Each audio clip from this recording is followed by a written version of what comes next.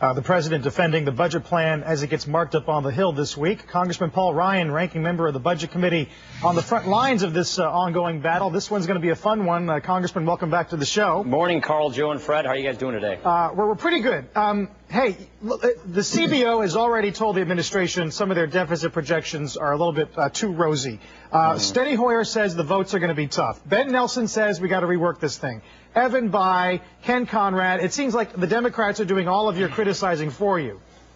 Well, the reworking they're doing is simply camouflaging the budget.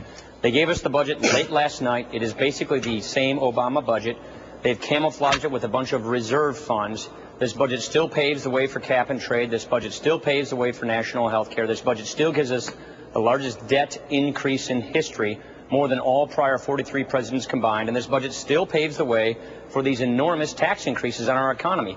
If we had the largest tax increase in history, the largest borrowing, the largest spending increases in history, we still won't grow. That's the point we're trying to make.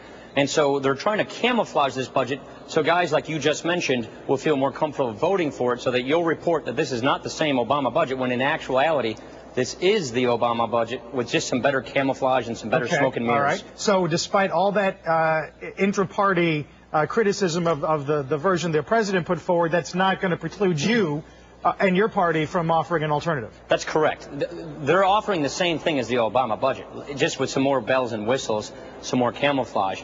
We will, and we've always said we would, offer a very principled alternative next week when we get to the floor, when the time comes to offer budget alternatives.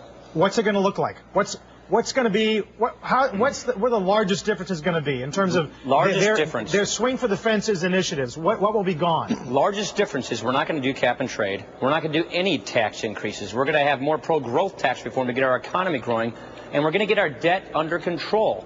We're going to tackle the tough issue of reforming entitlements, of getting our budget under wraps, of enforcing budgetary discipline, and getting our borrowing situation under control. I am really, sincerely very concerned that if we have the kind of debt increases that they're talking about, doubling it in 5 years, tripling it in 10 years, more than Washington to George W. Bush added to the debt, that's going to screw up our currency, it's going to screw up our monetary policy, and it's going to give my kids a much worse future. We're not going to play that game. We're not going to do that.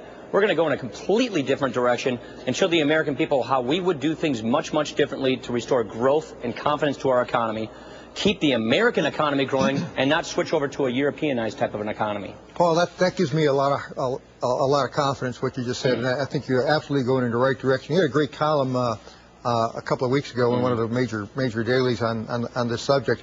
But talk about inflation. What's going to happen with inflation with this kind of budget 4 or 5 years down the pike? And the second question really is, can you really make it? Can you really get something through along the lines of what you're talking about? Well, we can't pass what to be candid with you, Fred, we're not going to be able to pass it, excuse me, because we're in the minority. Yeah. But at least we can say, here's who we are and how we would do things differently, and we can tell the truth of what this budget does. We are going to have an inflation problem. Look, clearly we have a deflation problem, and the Fed is throwing everything at it. They're buying long-term Treasury securities now. They're monetizing that stuff. And so what this new borrowing slew is going to do, instead of tackling our debts, instead of reforming entitlements, they're exploding our debt. And now that the Fed's already buying long-term treasuries, they're going to keep doing that. They're not going to be able to mop up all this excess liquidity. Money supply is up. Velocity is down. Once this stuff flushes through the system, you're going to have an inflation problem. And I don't know of any Federal Reserve chairman in history who's ever been able to time all this stuff right. And the fact that Congress is mirroring our fiscal policy with our monetary policy, merging it, that's going to give us a huge inflation problem on the backside. Well, look, you said that you don't think you can get it done because you're in the minority. So what are we going to achieve here? So here's the deal. I can't pass our budget, but the question is, will those blue dog Democrats go along with this? Yeah. Will those Evan Bayhs of the world, those Jim Coopers of the world, help make this happen? There are enough blue dogs in the House, and there are enough blue dogs in the Senate to stop this from happening. The question is, are they willing to do that, or are they going to march in lockstep? To stop which parts of that? That's what I want to know, Congressman.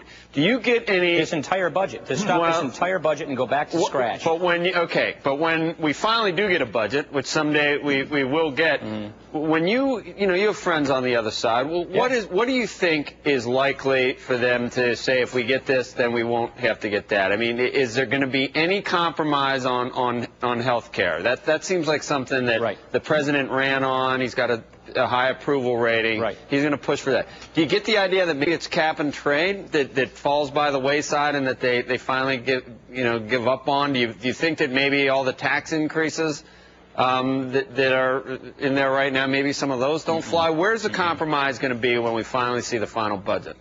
If you defeat this budget, then you get to compromising. Right now, they're trying to ram all this stuff through without any compromises. If we defeat this, then we get to the point you're talking about compromising. I think we can kill cap and trade, but they're trying to ram it through right now.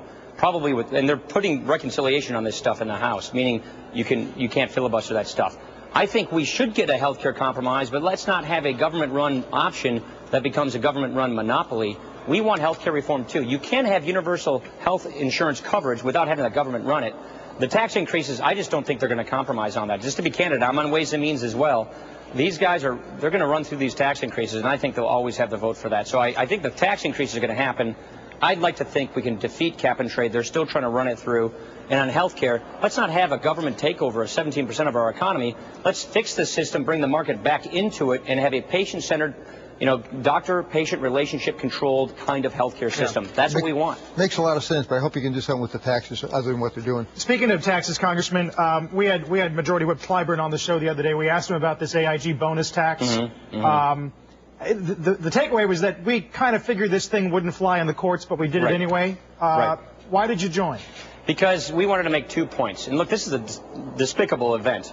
We wanted to say to those people who want crony capitalism, who think that industrial policy is okay, that you can get a big established firm, can get in bed with the government, get preferential treatment to beat their competitors, think again. The other thing was the Democrats set this vote up so that they could vote for it, and then we Republicans would defeat it and spare you of seeing what they're actually like. And we decided, you know what? We think the American people ought to see what these leaders in Congress are all about. You ought to see what these people have in store for you, so it's better that you learn it now rather than later. We saw it again yesterday. Whenever they have the cameras, we get to see it, exactly. Congressman. Congressman, we got to run. Durables coming up. Thanks for the time. All right, guys.